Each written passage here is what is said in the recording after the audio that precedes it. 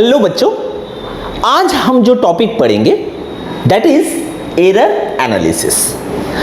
हम जब भी कोई भी मेजरमेंट करते हैं वहां पर कुछ ना कुछ एरर तो रहता ही है, इजंट इट? इसके पिछले टॉपिक में हम लोगों ने एक्यूरेसी एंड प्रिसिशन पढ़ा है और एक्यूरेसी एंड प्रिसिशन पढ़ के ये तो समझ में आया ही होगा कि कोई भी मेजरमेंट में अगर वो तुम्हारे गलती से हो या तुम्हारा इंस्ट्रूमेंट जो है उसका लीस्ट काउंट ज्यादा कम ऐसे हो, जो वैल्यू है वो कभी भी ट्रू वैल्यू तुम्हें नहीं मिल सकता। तो वो तुम कितना भी प्रिसाइज इंस्ट्रूमेंट यूज करो और कितना ही अच्छे से तुम करो, तुम्हें कभी भी ट्रू वैल्यू तो नहीं मिल सकता। तो तुम्हें मिल क्या सकता है?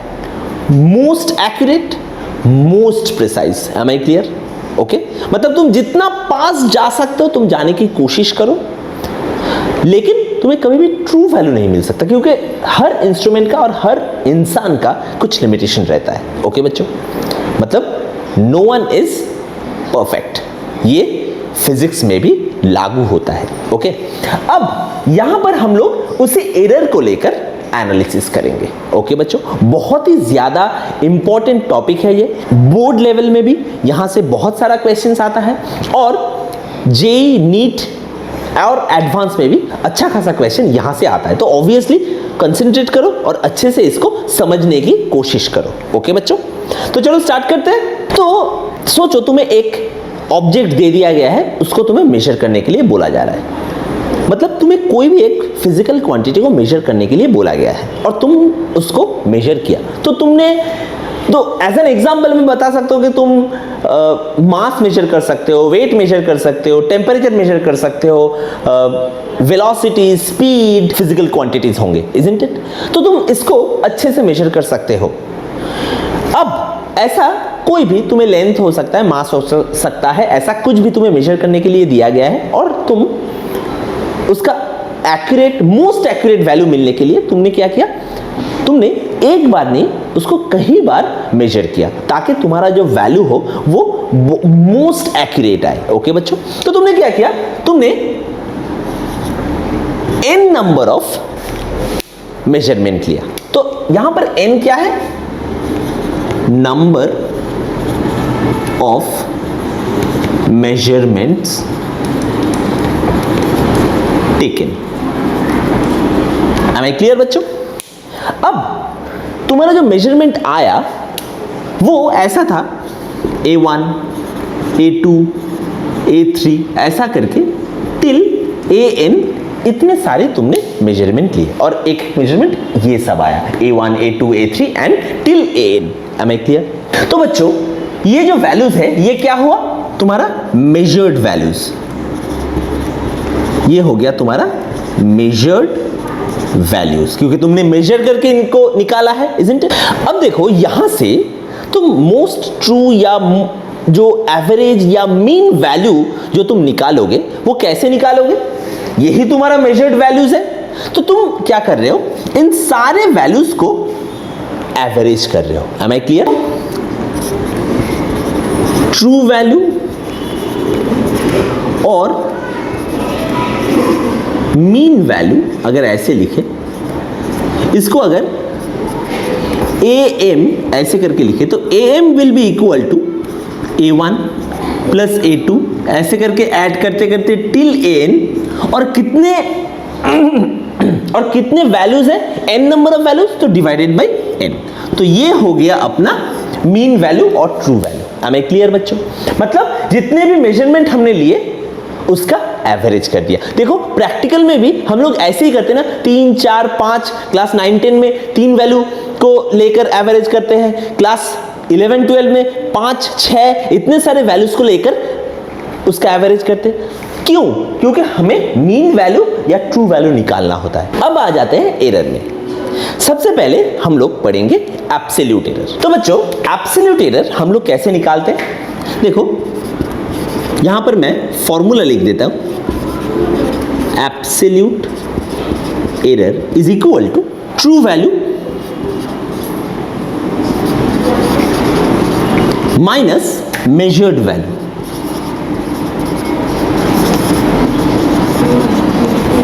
अभी इसको मैं एक एग्जांपल से शो करता हूं। ओके बच्चों, देखो तुम्हारे पास ऑलरेडी am है तुम्हारा ट्रू वैल्यू या मीन वैल्यू, इजंट? अब देखो बच्चों, एब्सोल्यूट एरर का जो फॉर्मूला है that is true value minus measured value. अब इसको मैं एक एग्जांपल से तुम्हें समझाने की कोशिश करता हूं। हमारे पास ऑलरेडी am अपना मीन वैल्यू या ट्रू वैल्यू है, इजंट इट?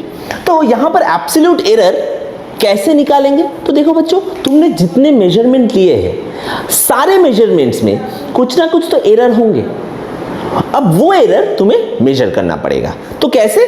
डेल A1, ये अगर पहला एब्सोल्यूट एरर है तो del A1 is equal to true value मतलब am माइनस मेजर्ड वैल्यू। तो पहला मेजर्ड वैल्यू क्या था? A1। तो हो गया ये अपना पहला एब्सोल्यूट एरर। दूसरा del A2 is equal to true value minus A2। अब ऐसे करते करते हम लोग डेल an तक आ जाएंगे and that is am minus an। Am I clear? तो हमने क्या किया, हर एक एब्सोल्यूट एरर निकालने के लिए जो ट्रू वैल्यू है वो और जो ईच मेजर्ड वैल्यू है उन दोनों को हम लोगों ने सब्ट्रैक्ट कर दिया। Am I clear?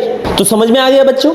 अब हम जो करेंगे that is known as mean absolute error. अब देखो बच्चों, ये है अपना एब्सोल्यूट एरर। अभी हम लोग निकालेंगे mean absolute error.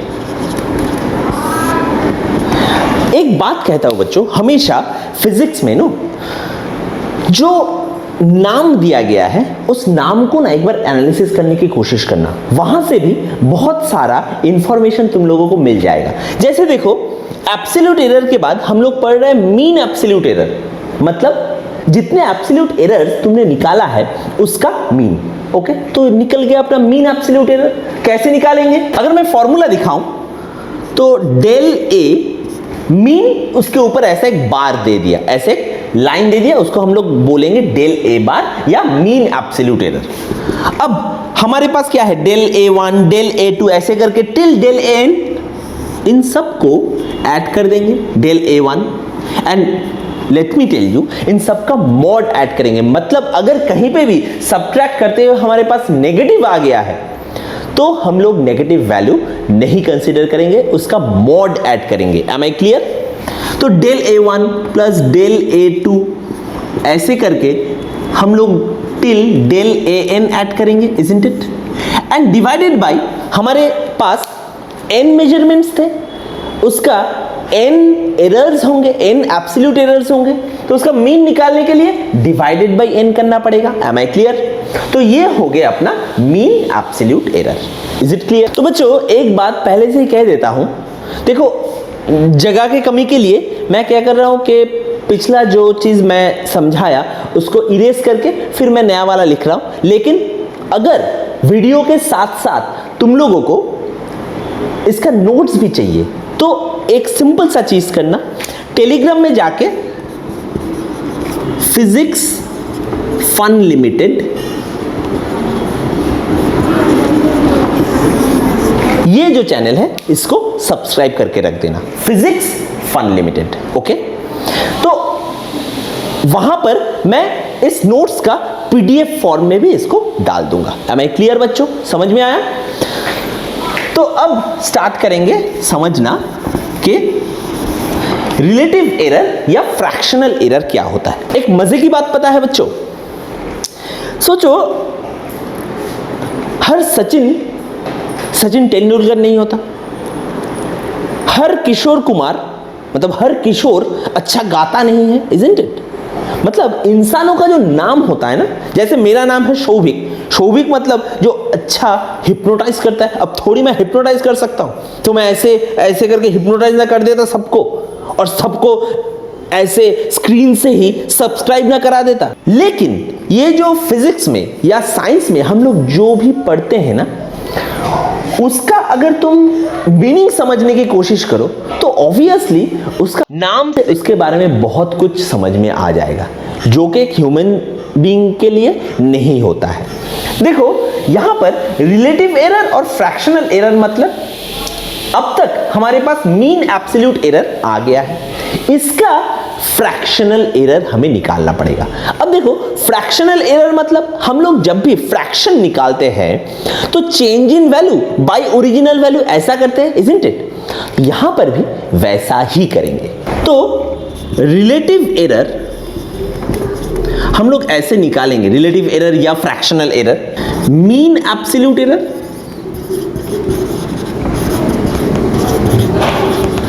Divided by mean value और ट्रू वैल्यू, कुछ भी कह सकते हो तुम। ये हो गया रिलेटिव एरर का फॉर्मूला। इसको ऐसे भी लिख सकते हैं कि मीन एब्सोल्यूट एरर मतलब del A divided by mean value. हम लोगों ने सबसे पहले निकाला था मीन वैल्यू, सारे मेजरमेंट्स को ऐड करके divided by number of measurements करके, so that was A M A mean. am I clear बच्चों? तो रिलेटिव एरर या फ्रैक्शनल एरर को हम लोग ऐसे लिख सकते हैं। इसके बाद हम लोग जो करेंगे that is percentage error. Percentage error बहुत ही सिंपल चीज है बच्चों। ऑलरेडी रिलेटिव एरर तुम्हारे पास आ गया या फ्रैक्शनल एरर आ गया है, उसका परसेंटेज निकालना है। मतलब आउट ऑफ 100 वो कितना होता है, मतलब जो फ्रैक्शनल एरर तुम्हें मिला इनटू 100% कर दो, खत्म बात, मिल गया तुम्हें फ्रैक्शनल एरर। तो देखो परसेंटेज एरर मैं फिर से लिख नहीं रहा हूं, तो हम लोग ऐसे करेंगे del a bar by a m into 100%। तो ये हो गया अपना percentage error. Am I clear? समझ में आया बच्चों? तो देखो बच्चों, ये जो पोर्शन हम लोगों ने पढ़ा है ना, ये जितना ज्यादा समझना है उससे कहीं ज्यादा तुम्हें याद रखना है। इसीलिए मैं इसको एक एग्जाम्पल के तौर से तुम लोगों को समझाऊंगा। ओके, जहां पर मैंने एक एग्जाम्पल ले लिया है जहां पर कहा जा रहा है कि रिफ्रैक्टिव इंडेक्स ऑफ वाटर, सोचो 3 बच्चे ने एक एक बार करके रिफ्रैक्टिव इंडेक्स निकाला है वाटर का, और वो आया है 1.29, 1.33 एंड 1.34। ये 3 वैल्यू आया है। अब इस एग्जाम्पल से मैं सारा कुछ तुम लोगों को दिखाऊंगा जो भी मैंने अभी पढ़ाया है। तो देखो सबसे पहले जो मीन वैल्यू या ट्रू वैल्यू है वो कैसे निकालेंगे। देखो यहां पर कितना मेजरमेंट है, नंबर ऑफ मेजरमेंट 1 2 3, मतलब n इज इक्वल टू 3। तो मीन वैल्यू या ट्रू वैल्यू इन तीनों को ऐड करेंगे, 1.29 प्लस 1.33 प्लस 1.34 डिवाइडेड बाई 3। अब मैं इसको कैलकुलेट कर लेता हूं। अब देखो मैं तो मोबाइल यूज कर सकता हूं कैलकुलेट करने के लिए, तुम लोग अपना देख लो, क्योंकि तुम लोग मोबाइल यूज नहीं कर पाओगे। आईएससी के बच्चे फिर भी यूज कर पाएंगे, लेकिन सीबीएसई के बच्चे आई एम सॉरी, तुम्हें ऐसे ही ऐड करना पड़ेगा। तो ऑब्वियसली खुद ब खुद प्रैक्टिस करो कैलकुलेट करना। ओके, तो जो वैल्यू आया है दैट इज 1.32। तो अपना जो मीन वैल्यू आया है दैट इज 1.32। अब इसके बाद हम लोग क्या निकालेंगे, एब्सोल्यूट एरर। एब्सोल्यूट एरर, अब 3 मेजरमेंट है तो ऑब्वियसली 3 एब्सोल्यूट एरर्स होंगे। तो पहला है डेल A1। तो डेल A1 में true value is 1.32 minus first measured value is 1.29, 0.03। अपना जो दूसरा एब्सोल्यूट एरर होगा del A2 is equal to 1.32 minus 1.33। अब देखो यहां पर क्या होगा, माइनस 0.01 होगा, इजंट इट? तो यहां पर जो माइनस 0.01 वैल्यू है, तो एब्सोल्यूट एरर में तो माइनस आ रहा है, लेकिन बाद में जब हम लोग मीन एब्सोल्यूट एरर निकालेंगे वहां पे ये नेगेटिव साइन हम लोग इग्नोर करेंगे। ये दिमाग में रखना बच्चों। डेल A3 वैसे ही क्या होगा, 1.32 द ट्रू वैल्यू माइनस 1.34, तो ये हो गया माइनस 0.02। एम आई क्लियर बच्चों? तो ये हो गया अपना 3 एब्सोल्यूट एरर। ओके, अब हम लोग मीन एब्सोल्यूट एरर निकालेंगे। Del A bar is equal to del A1 plus del A2 plus del A3, और इन तीनों का मॉड होगा, तो 0.03 प्लस 0.01 प्लस 0.02 डिवाइडेड बाई 3। तो इसका वैल्यू क्या होगा, 0.02। तो मतलब del A bar is equal to 0.02, मतलब mean absolute error is 0.02। Am I clear बच्चों? अब हम लोग क्या पढ़ेंगे, फ्रैक्शनल एरर पढ़ेंगे। ओके, तो या रिलेटिव एरर पढ़ेंगे। तो फ्रैक्शनल एरर हम लोग कैसे निकालते थे? Fractional error is equal to mean absolute error divided by true value m. तो यहां पर 0.02 डेल ए बार इज 0.02 और एम का वैल्यू क्या है? 1 यह है एम का value 1.32। 0.015 will be the fractional error. Am I clear बच्चों? समझ में आया? अब हम लास्ट में जो पढ़ेंगे दैट इज परसेंटेज एरर। तो जो फ्रैक्शनल एरर हमारे पास आया है उसका परसेंटेज निकाल लो, मतलब 100 से मल्टीप्लाई कर दो तो निकल गया percentage error. Percentage error is equal to fractional error into 100, मतलब 0.015 इनटू 100%। ये कितना हो गया? 1.5%। मतलब यहां से तुम्हें समझ में आया है, तुमने जो मेजरमेंट लिया है वहां पर तुम्हारा जो एरर हुआ है दैट इज 1.5%। मतलब अगर तुमने 100 मेजर किया है तो उसका 1.5 अमाउंट तुमने गलत किया है।